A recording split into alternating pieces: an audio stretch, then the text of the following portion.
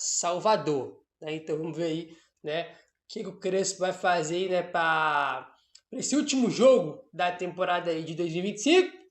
Nenhuma novidade em relação a jogador que volta, né, para esse jogo, muito pelo contrário, perdemos mais um, que foi o Alan Franco, que já vinha com dores antes do jogo contra o Inter, né, comentamos muito sobre isso ontem, e ele tá fora do jogo de amanhã, né, o Luciano também sentiu com dor, mas o Luciano deve jogar aí amanhã contra o Vitória, então deve ser mais ou menos aquele time, né, que enfrentou o Inter, que deve entrar em campo amanhã contra a equipe do Vitória, belezinha, rapaziada? Olha aí, a Conmebol divulgou o ranking dos clubes que mais faturaram com premiações na Libertadores em 2025, né? Evidentemente, quem mais faturou foi o Flamengo, que foi o grande campeão.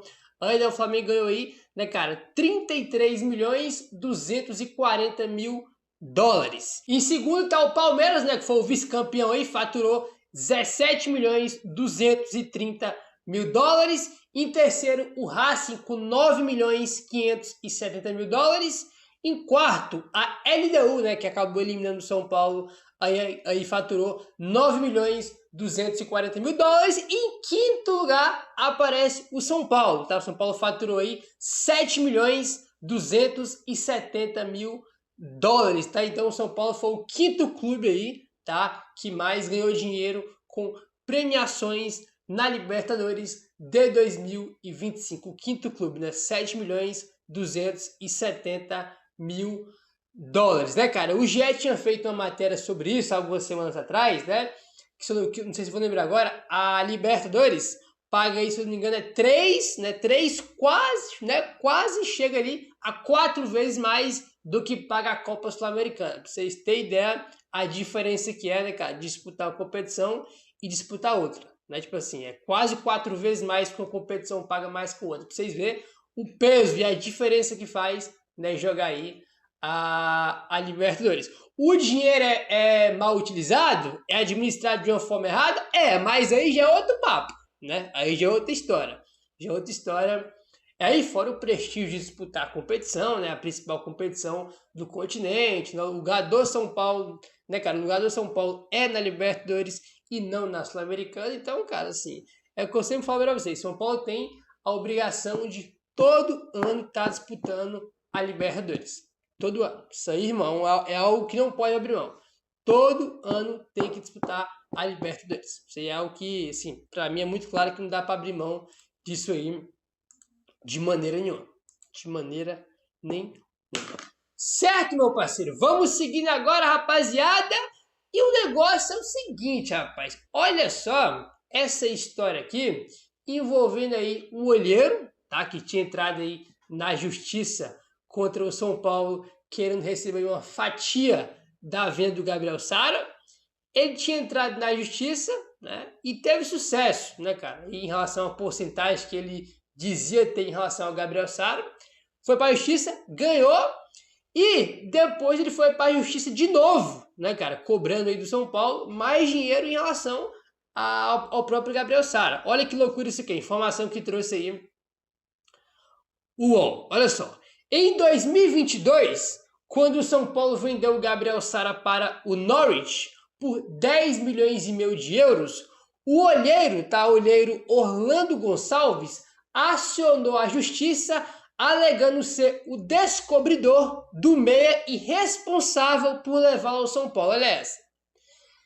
Ele apresentava um comunicado interno do clube, tá, de 2013, no qual o presidente Juvenal Juvencio lhe concedia 5% dos direitos econômicos do jogador e obteve uma vitória judicial.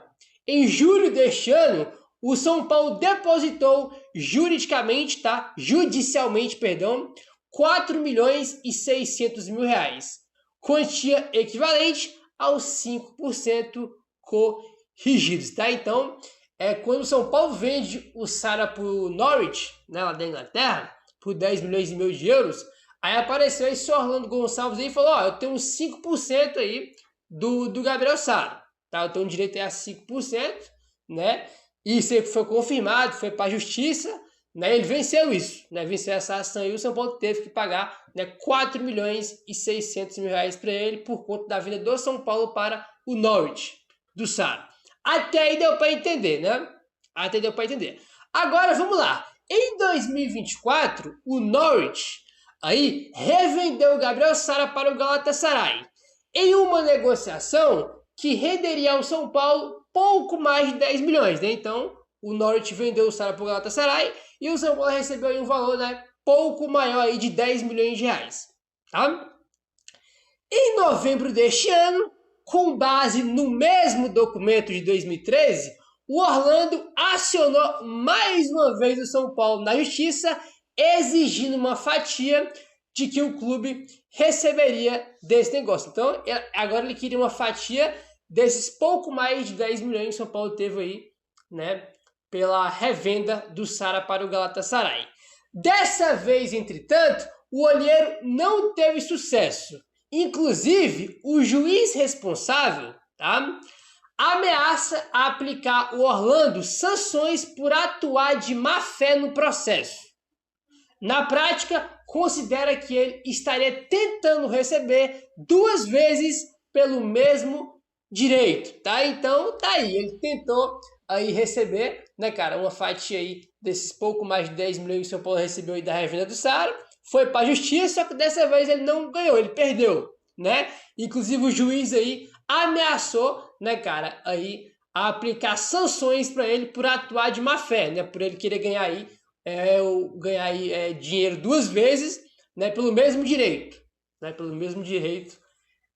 Cara, rapaziada, futebol sempre tem, aliás, na vida tem, né, tem cada picareta aí que gosta de querer tirar vantagem em cima dos outros, né, e o cara foi querer ser malandro, né, pô, já tinha aí 5% da vinda do Sara, o cara foi lá, conseguiu ganhar o dinheiro dele, né, foi aí vitorioso na justiça.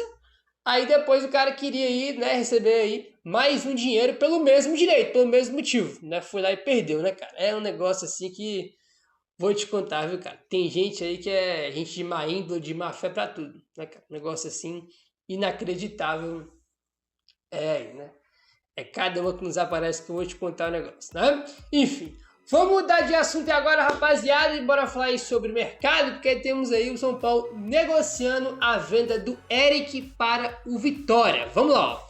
Segundo o Globoesporte.com, o Vitória vai pagar multa para escalar o Eric contra o São Paulo neste domingo, jogo aí da última rodada do Campeonato Brasileiro. Gabriel, o que tem a ver a venda com a multa? Tem tudo a ver.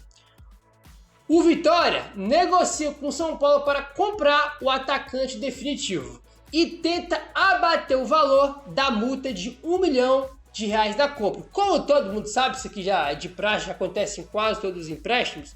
Sempre quando o time empresta um jogador, né, tem lá uma multa, né? Pô, o São Paulo empresta o Eric pro Vitória, tem uma multa. Ó, Vitória, se você quiser escalar o Eric contra o São Paulo, né, vai ter que pagar R$1 milhão.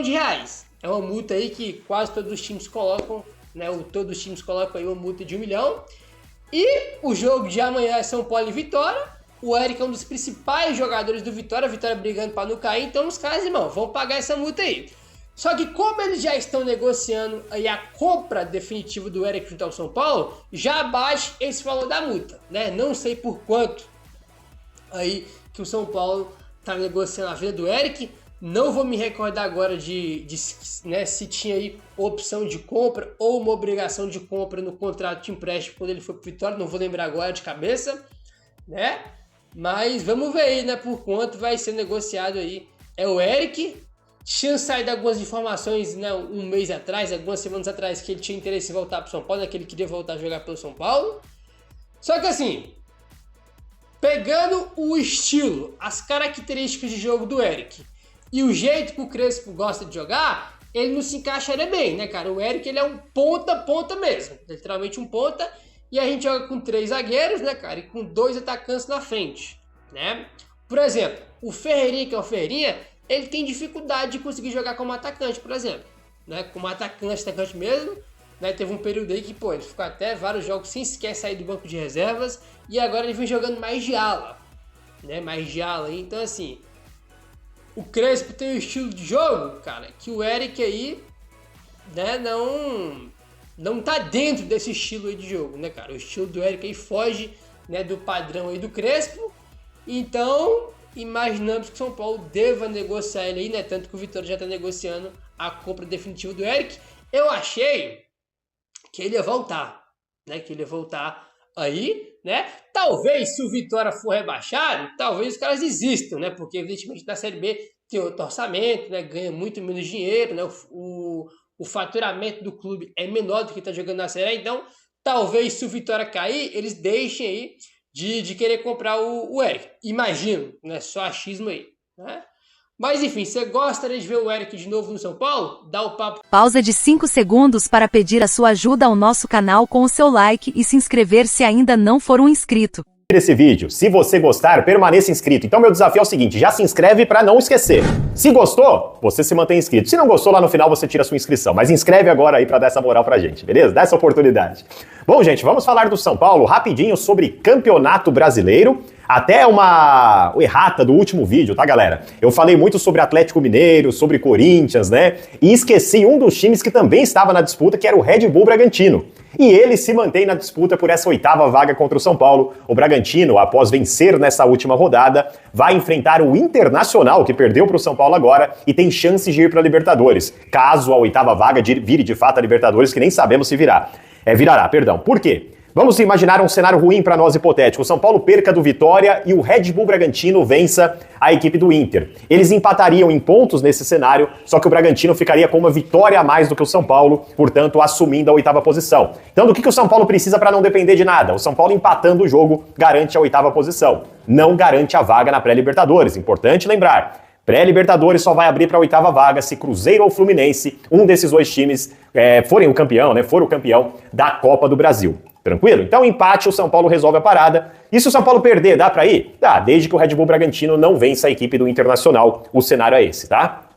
Bom, gente, vamos falar agora algumas situações que eu achei muito importante. Por mais que o jogo passou aí, né, um dia e meio já mais ou menos. Mas a entrevista coletiva do Hernan Crespo, ela chamou a atenção por vários pontos. E, gente, o Hernan Crespo tá conversando com você, torcedor do São Paulo. Tem coisas que você não pode falar abertamente. Tem coisas que você fala em metáforas ou de maneira subliminar. E pra mim o Crespo tá utilizando já há algum tempo esses padrões subliminares. Eu vou colocar esse primeiro trecho e acho que já tem alguma coisa aí pra gente conversar. Mas acho que este grupo demonstrou ainda outra vez que sempre quer competir. Salvo algumas exceções, quando a gente chegou, a gente competiu bem. Tentou competir. Conseguimos competir sempre, como falei antes. Algumas exceções que também têm que ver com o elenco, com a quantidade do elenco. Então, quando a gente não competiu, porque tinha quantidade de elenco. A parte subliminar desse primeiro trecho é mais ele tá reclamando do DM. Consegue perceber isso? De toda a parte de saúde de jogadores do São Paulo. Ele reclama. Porque ele cita, olha, quando nós estamos com o time inteiro, com o time saudável, né, com jogadores, somos competitivos. Agora, quando não tem, deixa de ser. Primeiro, Crespo, você cita sobre o São Paulo sempre ser competitivo, né? Eu discordo de você em um ponto. É óbvio que com todos esses problemas, eu não tô reclamando de ti, tá, Crespo? Com todos esses problemas, o São Paulo Clube vai ficar menos competitivo para tentar títulos em qualquer competição. Realmente não dá, ou fica muito difícil de conseguir. Mas dizer que esse time do São Paulo sempre compete, para mim também não é uma verdade. Não é questão de quantos jogadores tinham. Os poucos que tinham e entraram em campo contra o Fluminense não competiram. Para mim, um jogo estranhaço, inclusive, viu, Crespo? Jogo bem estranho, uma rotação bem esquisita, para não dizer suspeita. Mas enfim, primeiro tempo contra o Corinthians na Arena Itaquera. Aqueles jogadores do time remendado que entraram, mas os que entraram precisa correr, precisa estar ligado. Então, contra a LDU, segundo jogo, principalmente depois que tomou o gol, parece que já meio que largaram de mão, São Paulo não fez uma blitz, correu muito pouco. Então existem alguns momentos que esse time do São Paulo não compete. Existem outros que competem pra caramba. Primeiro tempo contra o Palmeiras, jogo inteiro contra o Flamengo, né? Até o segundo tempo contra o Corinthians e boa parte dele. Então dá a impressão que esse time, muitas vezes, os jogadores que lá estão, e são poucos, porque, repito, estão machucados, e eu faço questão de ficar repetindo isso pra livrar a sua barra, que você não tem nada a ver com isso, mas esses malandros que entram aí, parece que às vezes escolhem o jogo que vai correr também, Crespão. Fica de olho nisso aí pra próxima temporada. Porque a gente já não tem muito jogador, já não tem muita grana pra contratar. E aí os que estão lá escolhem quando vai jogar, no São Paulo tem que jogar todo dia. Vamos à próxima parte aí que eu cortei para vocês de Hernan Crespo, que é importante a gente conversar. Boa noite. Eu queria que você falasse um pouco sobre a saída do Belmonte, uma figura importante no futebol, que você teve bastante contato.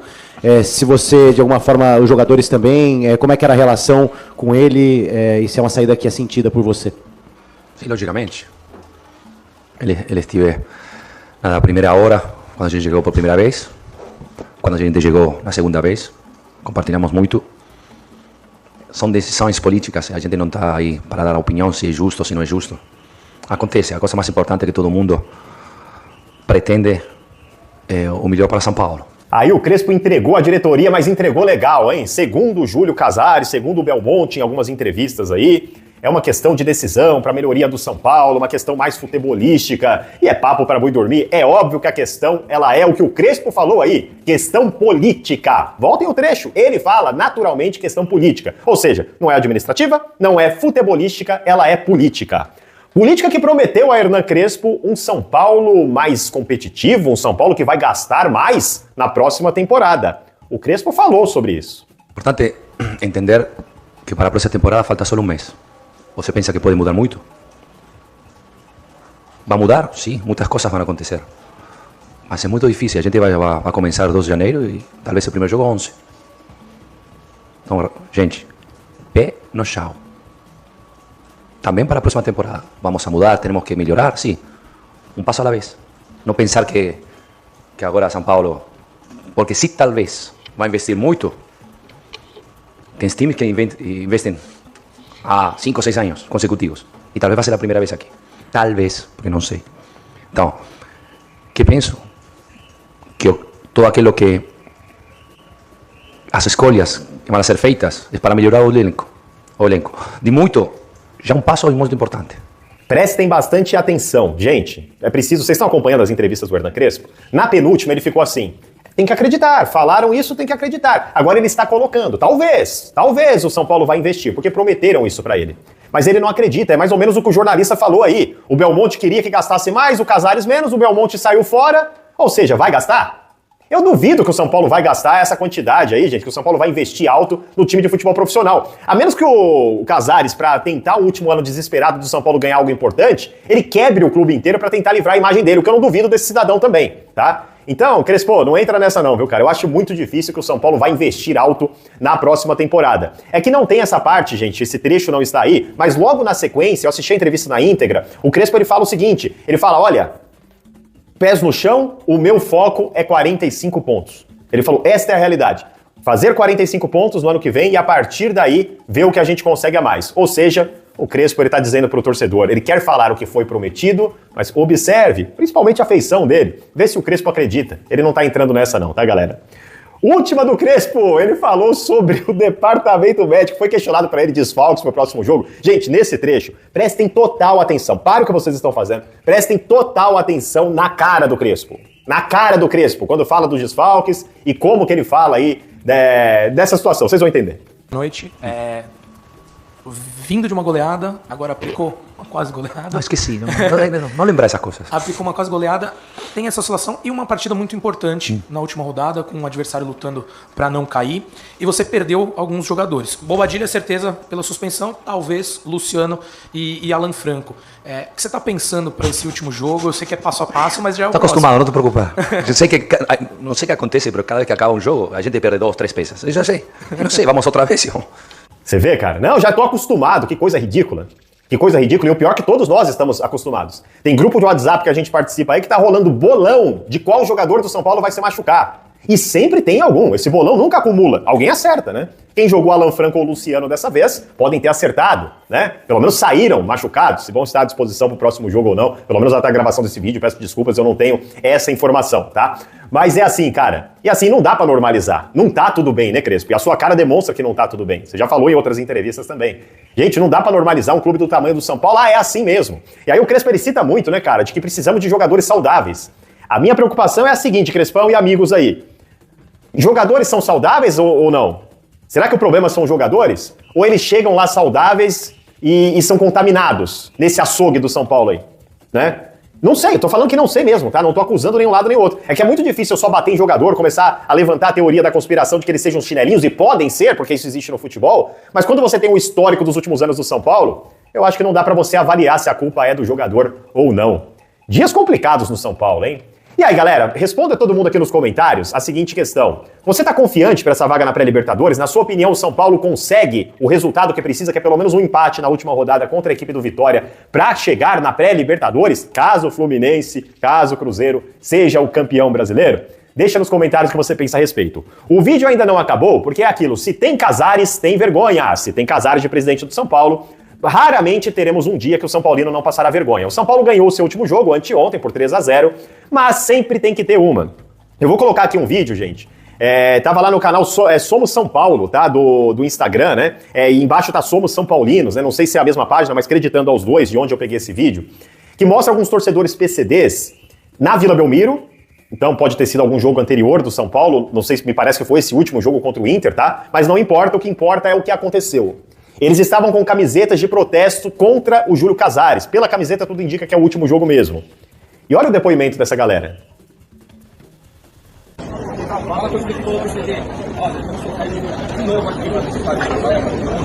Bom, a gente foi avisado agora pela polícia que a diretoria do São Paulo solicitou, né, que não fossem entradas pessoas com as manifestações, protestos. A camisa, essa daqui, ó.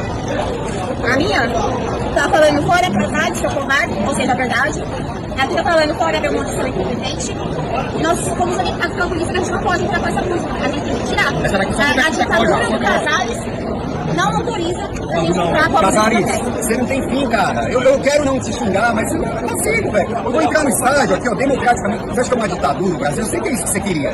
Mas tá ligado? Agora eu não posso ficar com a camiseta. Olha que legal. Beleza, eu tiro, mano. Eu vou tirar igual a gente vai tirar você do São Paulo. Tá ligado? Mas não, eu quero guardado. Fica tranquilo, ó. Vem respeitar você não, tá casado. Cada vez menos respeito, ó. Incompetente, covarde, como estava na camisa, e eu concordo com essa moça aí, covarde, incompetente e agora ditador. Covarde, incompetente e ditador, Júlio Casares. Agora as pessoas não podem mais protestar contra você. Avisa a polícia aí que com essa camisa não pode. Tem que gritar meu nome. Quem é que vai gritar seu nome a não ser puxa-saco seu por causa de interesse, hein, Casares? Porque até hoje quem te apoiou foi por interesse.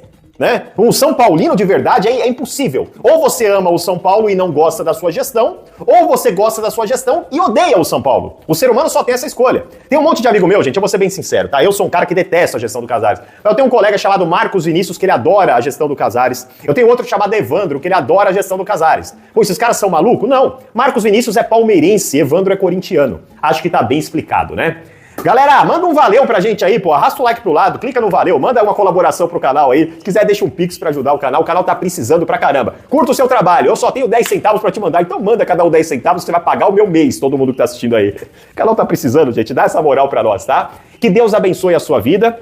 Ó, pra quem vai assistir esse vídeo aí no final de semana, segunda-feira eu estarei no canal TV Tiro de Meta do meu amigo Emerson Borges, que tem um programa comigo aqui, Emerson e Léo, e nós vamos entrevistar, está marcado, se ele não correr, Carlos Belmonte.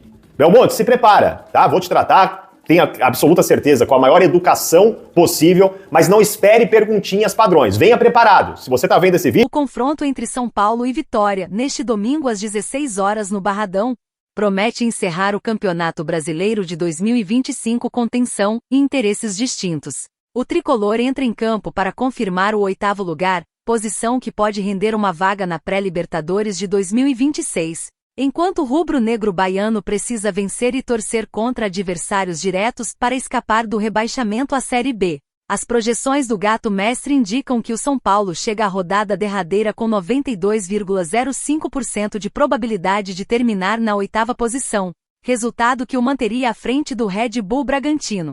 Já o Vitória aparece com 42,64% de chances de permanecer na elite do futebol brasileiro. Número que caiu significativamente após a derrota por 4-0 para o Bragantino na rodada anterior. O desempenho da equipe baiana nas últimas semanas reduziu sua margem de segurança, tornando o jogo contra o tricolor uma verdadeira decisão.